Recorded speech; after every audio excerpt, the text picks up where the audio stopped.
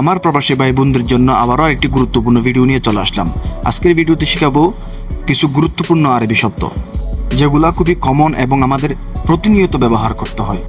Video শুরু করার আগে একটাই অনুরোধ, আপনি যদি আমার চ্যানেলে নতুন দর্শক হয়ে থাকেন তাহলে আমার চ্যানেলটি সাবস্ক্রাইব করে দিন এবং পাশে থাকা বেল বাটন দিয়ে অন করে দিন। তো চলুন ভিডিও শুরু করি।